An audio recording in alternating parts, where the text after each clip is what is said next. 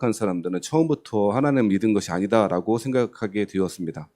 또 반대의 사람들, 즉 감리교 계통의 알미니안주의라고 불리워지는 사람들은 그 사람들은 구원 받았으나 구원에서 중도에 탈락한 것이다 라고 그렇게 해석합니다. 해석은 그렇게 다르고 저마다 주장하는 근거가 분명합니다. 저는 장로교 목사이고 개혁주의 목사이기에 하나님이 선택하셨는데 그 하나님의 선택이 결과가 중도에 탈락하는 것에 있을 수 없다. 하나님의 주권을 강조하는 입장이므로 하나님은 한 번 선택하신 사람은 책임져 주시고 끝까지 구원에 이르게 한다라고 하는 것이 성경의 입장이라고 저는 믿습니다. 그러니까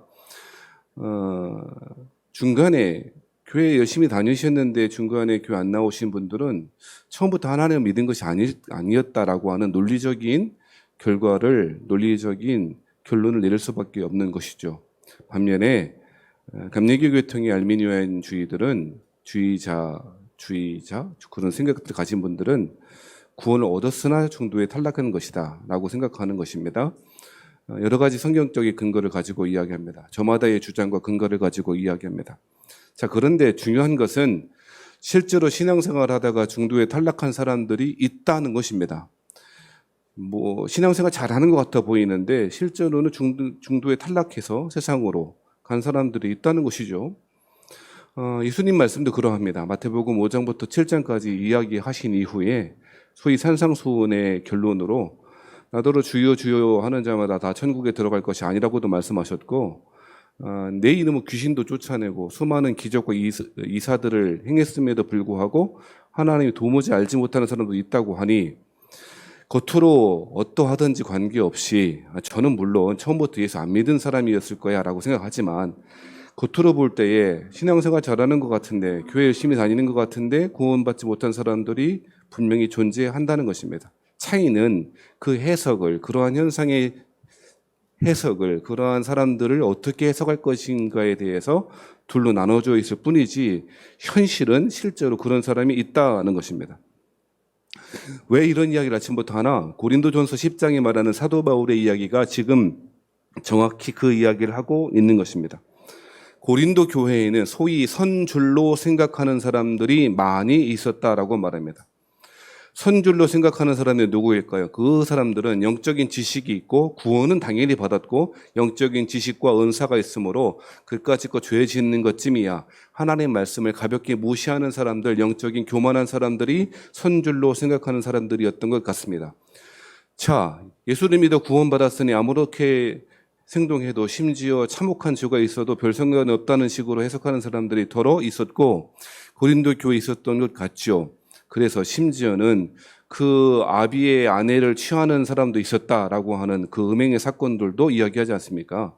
왜 그렇을까요? 아마도 애써 그 죄악을 쳐다보지 않거나 그것들은 어차피 하나님께서 용서하실 것이니 상관없다고 하거나 그런 식으로 해석했을 것 같습니다. 이런 것들이 선줄로 생각하는 사람이고 교만한 사람들의 특징인 것입니다.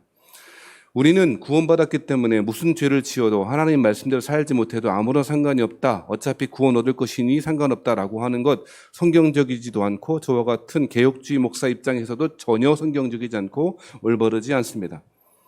해석은 제가 처음에 말씀드렸잖아요. 해석은 어떻게 하는지 달라질 수 있어요. 저와 같이 개혁주의 목사인 것처럼 칼빈주의자처럼 생각할 수도 있고 실제로 구원 받았다가 잃어버렸다라고 하는 식의 알미니안주의 감리교 계통의 사람처럼 해석할 수는 있지만 분명한 건 선줄로 생각하는 사람들이 상당한 사람들은 넘어지는 사람도 있다는 것이고 사도 바울은 이 선줄로 생각하는 영적인 교만한 가운데 있는 사람들에 대하여 넘어질까 조심하라 라고 이야기하고 있습니다. 우리의 신앙의 길 가운데 넘어지기 위하여 사단이 혹은 우리 세상이 신앙의 길 가운데 온전히 걷지 못하고 넘어지게 하기 위하여 얼마나 많은 일들 벌입니까? 그러니 사람들은 선줄로 생각하지 말아야 하고 오히려 자신이 마치 구원받지 못한 사람인 것 양 그렇게 우리 자신을 낮추어 겸손하게 하나님의 길을 따라가야 한다라고 하는 것이 사도 바울의 결론입니다. 이 12절의 결론을 이야기하기 위해서 10장 1절부터 11절까지 이야기, 예를 들어 설명하고 있는데 그것이 바로 출애굽기에 나와 있던 광야에 있었던 광야 생활했던 이스라엘 사람들의 모습을 설명하고 있습니다. 지금 선줄로 생각하는 사람들, 넘어질 위기에 있는 사람들, 혹 넘어지고 있는 사람들이 어떤 사람이라고 이야기합니까? 그들은 구약시대에 출애굽했던 사람들과 유사하다고 설명하는 것입니다. 10장 1절에 이렇게 말합니다. 형제들아, 나는 너희가 알지 못하기를 원하지 아니하노니 우리 조상들이 다 구름 아래에 있고 바다 가운데로 지나며 모세에게 속하여 다 구름과 바다에서 세례를 받았고 라고 말합니다. 사도 바울은 지금 출애굽한 사건, 홍해바다를 건너온 사건을 영적인 세례로 모형론적으로 해석하고 있습니다. 구름은 하나님의 임재를 상징하는 것이고 홍해바다를 지나온 건 물 가운데로 지나왔으니 세례를 받은 것이라고 영적으로 그렇게 해석하고 있는 것이죠. 그러므로 쉽게 말하면 그들은 세례받은 사람이라고 이야기하는 것이고 하나님의 임재를 경험했던 사람이라고 말하는 것입니다. 10장 3절 말씀에는 신령한 음식을 먹었고 4절에는 신령한 음료를 마셨다라고 말하지 않습니까? 그 신령한 음식이 무엇이겠습니까? 광야에서 신령한 음식이라고 하면 만나를 가리키는 것입니다. 그리고 10장 4절의 신령한 음료는 반석에서 터져나오는 샘물을 말하는 것입니다. 물이 없었을 때에 모세를 통하여 반석에게 명하여 물이 터져나오게 하셨고 이스라엘 사람들은 그 반석에 터져나오는 물을 마시게 됐지 않았습니까? 그런데 10장 3절과 4절도 그냥 만나, 그냥 물이 아니고 신령한 음식, 신령한 음료라고 말하고 있습니다. 이거는 의도적으로 그렇게 표현한 것이고 예수님이 정하셨던 성찬을 상징하고 그렇게 연결시켜서 해석하고 있는 것이죠. 신령한 음식은 마지막 주님 돌아가시기 전에 행하셨던 떡을 떼는 행위를, 떡을 나누어 주셨던 것을 상징하는 것이고 신령한 음료라고 하는 것은 예수님의 그리스도의 보혈을 상징하는 음료, 즉 포도주를 나누었던 사건을 그렇게 연결해서 해석하고 있는 것입니다. 그러한 해석을 지지하기 위해서 10장 4절 말씀에는 이는 그들을 따르는 신령한 반석으로부터 마셨음에 그 반석은 곧 누구입니까? 그리스도라고 이야기하지 않습니까? 즉 예수님의 십자가에서 돌아가시기 전 날에 성찬을 베푸셨던 것처럼 광야의 이스라엘 사람들은 신령한 음식, 신령한 음료, 즉 성찬을 받은 것과 똑같다라고 그렇게 해석하고 연결해서 해석하고 있는 것이죠. 이러한 해석을 모형론적 해석이라고 말하는 것입니다. 구약과 신약이 그렇게 연결되고 있는 것이죠.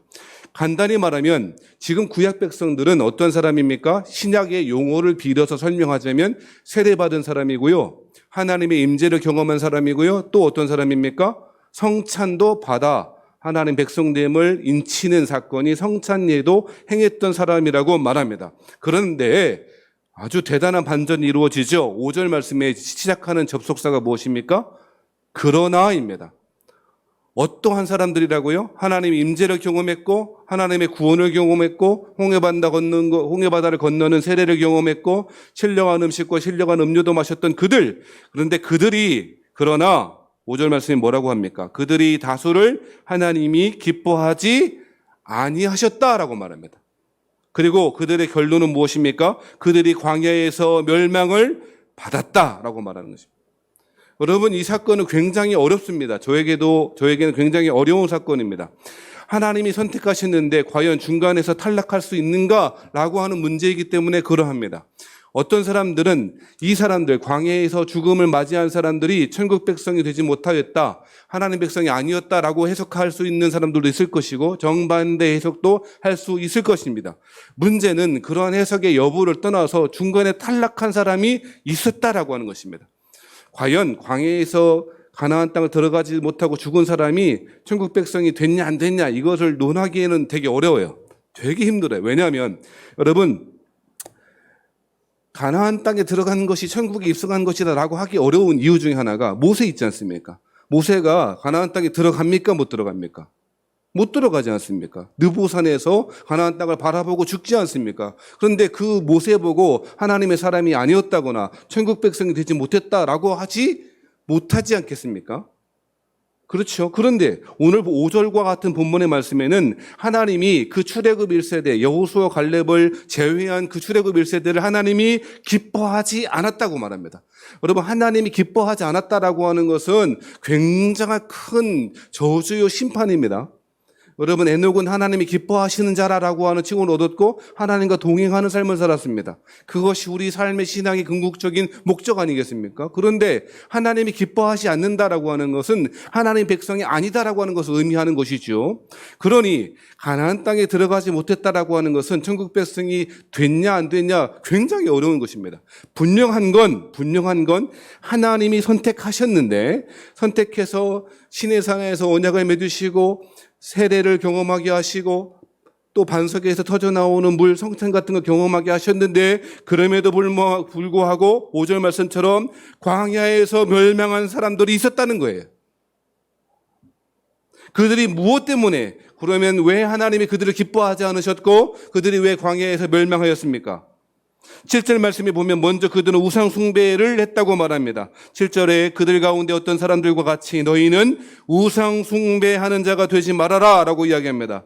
이것은 백성들이 앉아서 먹고 마시며 일어나서 뛰는 담과 같으니라. 이것은 아마도 시내산에서 모세가 하나님의 율법을 받기 위해서 시내산에 올라갔을 때에 시내산 밑에서는 이스라엘 사람들이 금송아지를 여호와 하나님이라고 만들어 놓고 거기서 뛰놀고 제사드리고 금송아지를 섬겼던 사건을 말하는 것 같습니다. 그뿐입니까? 8절 말씀에 보면 그들 중에 어떤 사람들이 뭐 했답니까? 음행했답니다. 여러분, 우리는 음행하지 않았습니까? 하나님을 사랑하지 않은 것이 음행한 거예요. 하나님을 최우선 자리에 두지 않은 것이 음행한 거예요. 그렇지 않습니까? 그러니 우리는 광야 이스라엘 사람들처럼 음행하지 않았다라고 그렇게 자신 있게 말하지 못할 것입니다. 시내산에서 이스라엘 사람들은 광야에서 음행하다가 하루에 23,000명이 죽었다라고 말합니다. 여러분, 시딤에서 있었던 사건을 말하는 것입니다. 시딤에서 이스라엘 사람들이 모함 여인들한테 유혹을 받았고 모함 여인들과 함께 음행하였을 때 거기에서 23,000명이 하나님의 심판을 받아 죽게 되었던 사건을 상기시키고 있는 것입니다. 또 9절 말씀에 보면 그들 가운데 어떤 사람들이 주를 시험하다가 뱀에게 멸망하였나니 라고 말합니다. 이것은 민수기 2장 16절에 나와 있는 사건을 말하는 것 같아요. 광야에서 먹을 것이 없었습니다. 물론 만나는 있었습니다. 만나는 계속 내렸습니다. 그런데 먹을 것이 없었다고 말합니다. 그 이야기는 자신들의 입맛에 맞는 음식이 없었다는 것입니다. 민수기 21장 5절과 6절에 보면 이렇게 말하는데요. 백성이 하나님과 모세를 향하여 원망하되, 하나님과 모세를 향하여 원망했답니다. 뭐 때문에? 어찌하여 우리를 애굽에서 인도하여 내어 이 광야에서 죽게 하는가? 이곳에는 먹을 것도 없고 물도 없도다. 우리 마음이 이 하찮은 음식을 싫어하노라 하매. 여러분, 이 하찮은 음식 어떤 음식이라고요? 만나라고요. 만나 처음 내렸을 때 이것이 무엇이냐? 꿀 섞은 과자 같다고, 신기하다고, 은혜롭다고, 이렇게 맛있는 게 있냐고 했던 그 만나를 이 하찮은 음식이라고 말한, 은혜가 떨어지고 하나님의 주시는 그 감사하는 마음이 없게 되었을 때 신비롭게 주어진 기적과 같은 만나도 하찮은 음식 되어지는 것이죠. 그러면서 원망합니다. 이 음식 싫답니다. 만나 말고 다른 것 달랍니다. 하나님 주시는 은혜 말고 애굽에서 먹던 고기 좀 주시면 안 되겠냐고 그렇게 이야기하는 것입니다.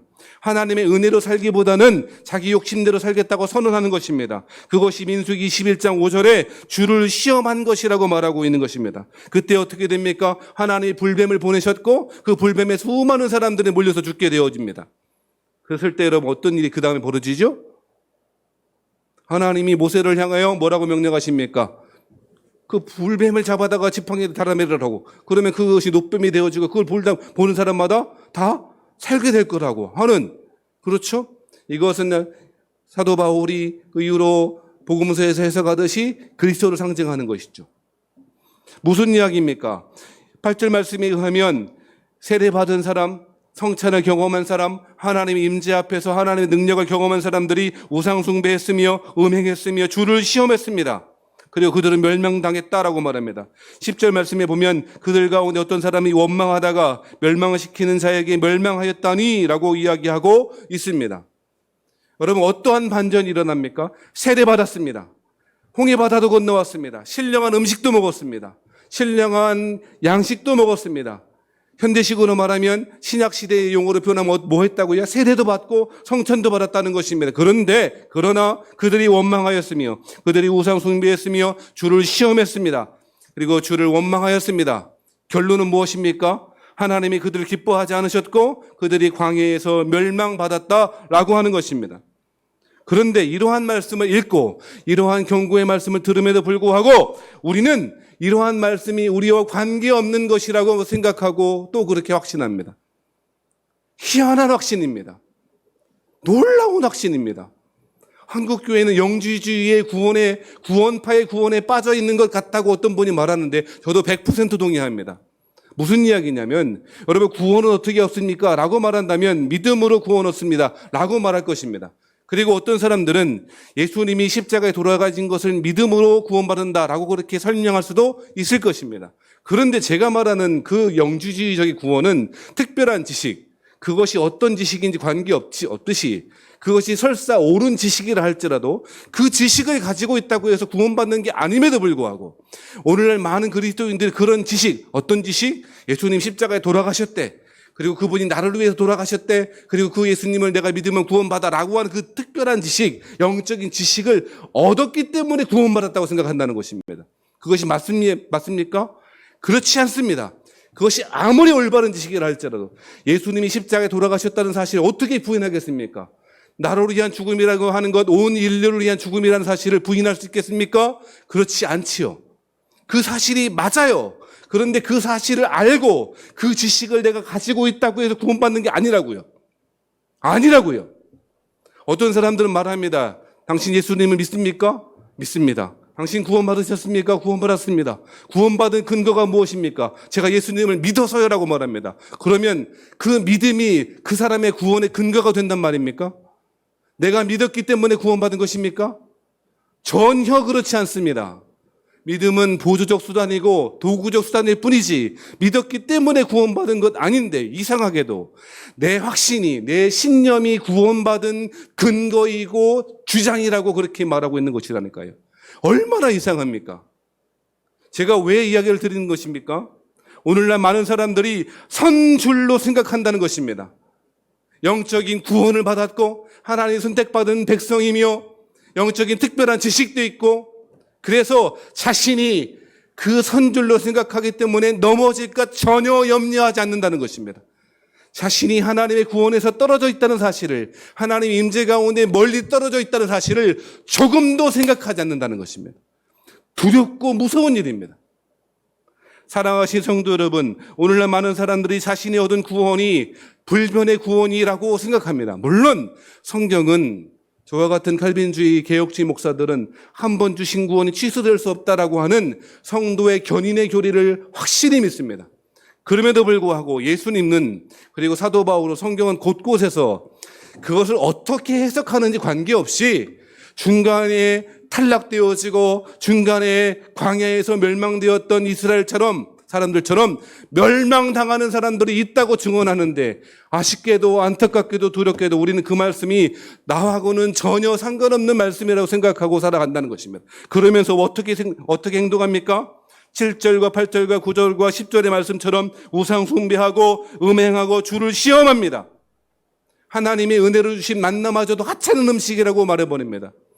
예배드리는 것이 하나님 앞에 예배드리는 것이 더할 나위 없는 축복이고 은혜의 선물임에도 불구하고 예배는 그저 견디는 수단이 견디는 것이 되어버리는 하나님이 우리 은혜로 주신 최고의 선물인 은혜마저도 예배마저도 그저 때우는 한 시간 때우는 것으로 만들어버리는 놀라운 기적의 선물인 만나마저도 이 하찮은 음식으로 만들어버리는 이러한 상황 가운데 우리는 처해 있다는 것입니다.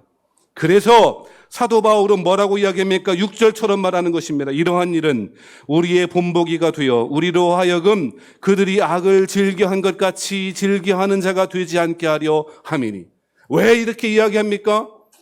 우리가 받은 구원을 흔들기 위해서 그렇게 이야기합니까? 아니요, 그렇지 않습니다.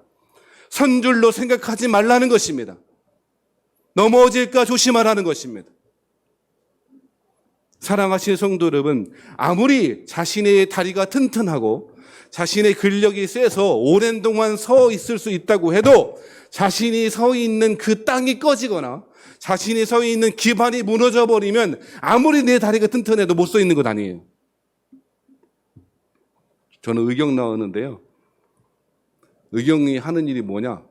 경찰서 근무하면, 저는 뭐 그거 안 했습니다만, 경찰서 들어가기 앞에 거기 서 있잖아요. 뻗치기 서 있어요, 뻗치기. 움직이지 말라. 쫄병 때는 움직이지 말라. 계속 서 있는 거예요. 그러면 얼마나 힘든지 몰라요. 나중에는 움직이려도 못 움직여. 그래서 제가요, 서 있는 건 그때 좀 훈련해갖고 잘 서 있어요. 우리 그 백일경비단이라고 옛날에 그랬는데, 백일경비단이라고 하는 대통령 경호하는 그, 지금도 있나 모르겠습니다만, 거기는 움직이면 안 된대요. 영국의 근위병들 있지 않습니까? 큰 모자 쓰고 이렇게 가만히 있고 움직이지 않고 그러니까요. 그 앞에서 애들이 막 장난치고 막 그러다가 갑자기 소리 지르고 막 그러던데 깜짝 놀라고 재밌습니다. 절대 못 움직여요. 굳건히 서 있어요. 움직이면 안 돼.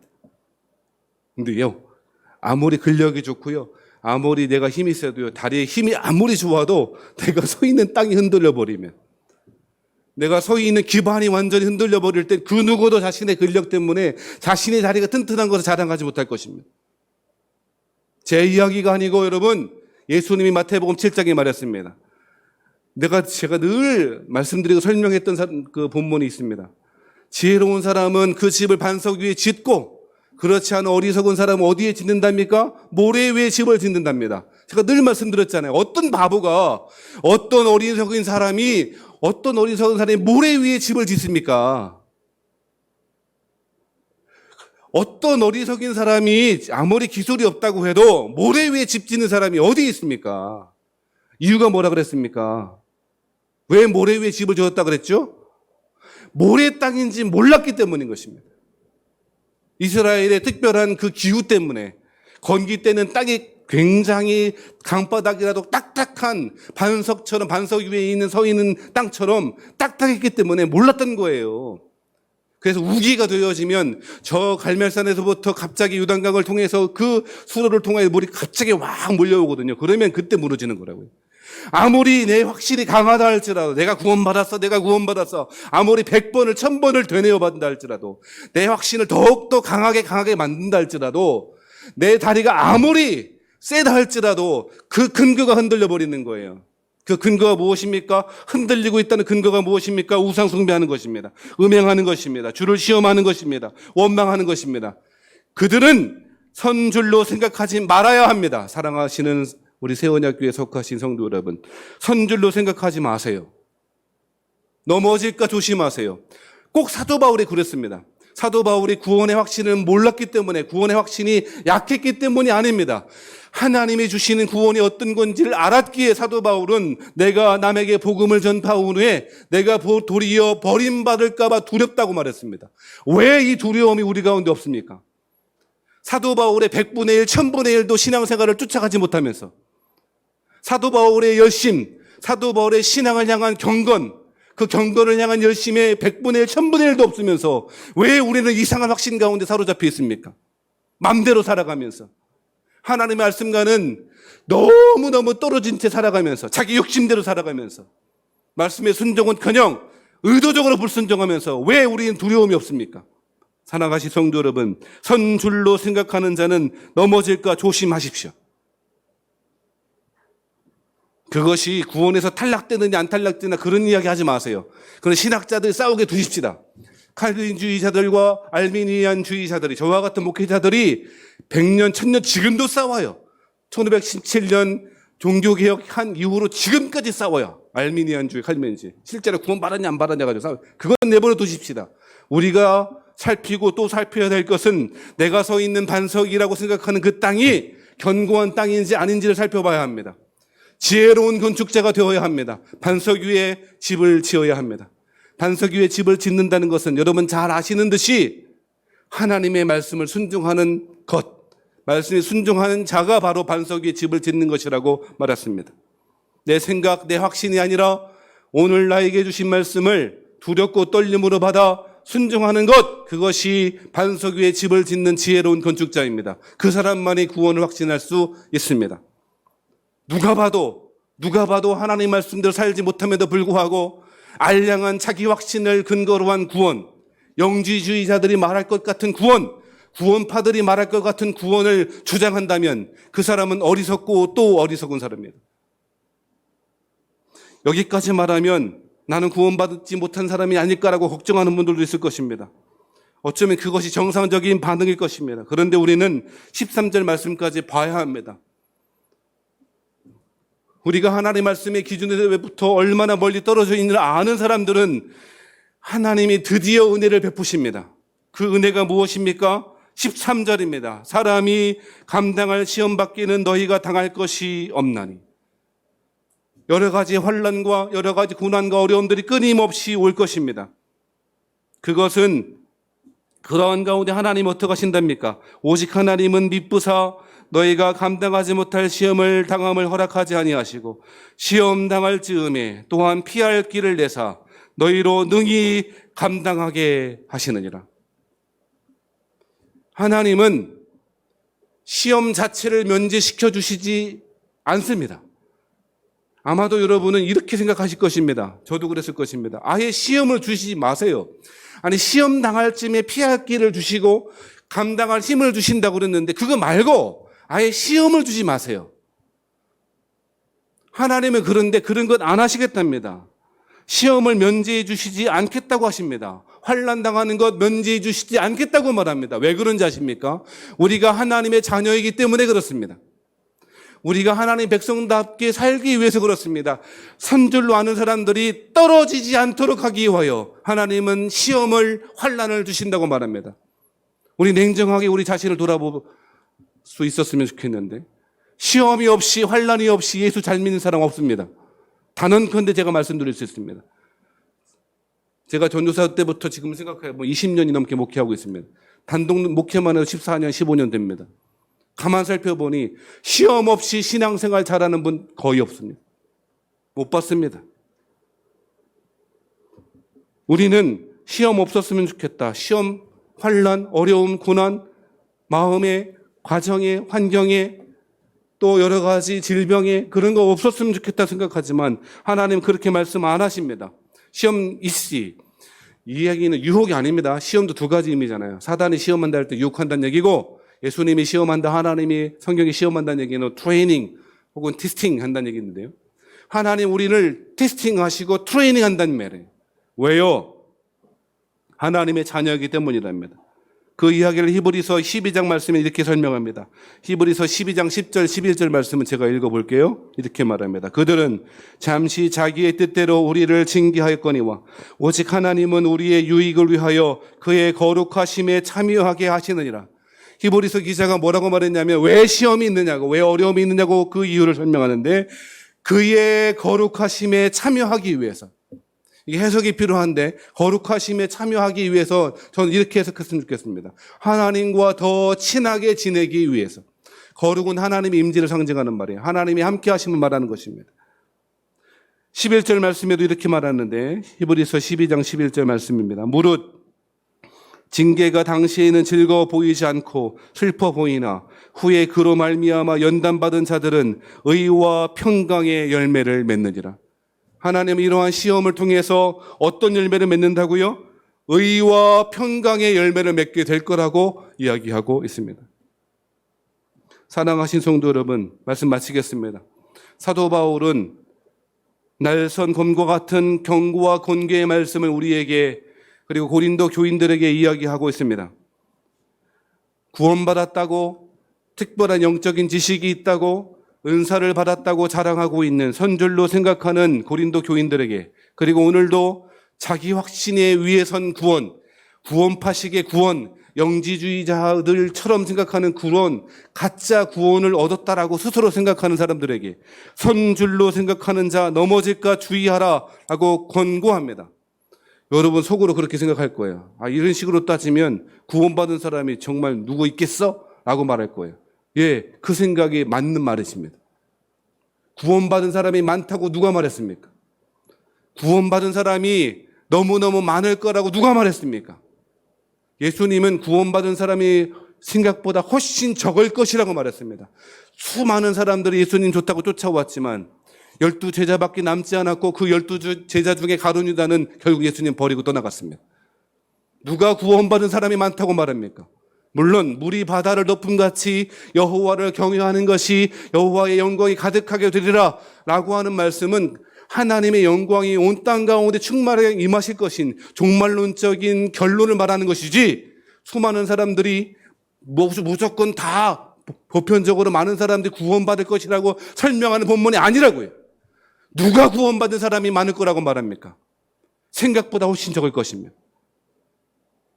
제가 제일 먼저 경계하고 권계해, 저와 같은 목사들이 오늘도 그저 하루하루 예배를 견디듯이 예배드리는 성도들이, 교만함 때문에 자기가 선줄로 착각하는 사람들이 오늘 경계의 말씀, 권고의 말씀을 들어야 할 것입니다. 시험을 면제받을 생각하지 말고 시험을 잘 통과하시는 여러분 되길 바랍니다. 피할 쯤에 피할 길을 주시고 감당할 만한 힘 주시겠다고 말씀하시고 약속하시지 않습니까? 그것을 통하여 하나님과 더 가까이 가기를 원하시는, 우리 하나님의 마음을 헤아려 하시는 여러분 되길 바랍니다. 신앙의 열심을 회복하세요. 그렇죠. 되는 대로 신앙생활 하지 말고. 기도하겠습니다.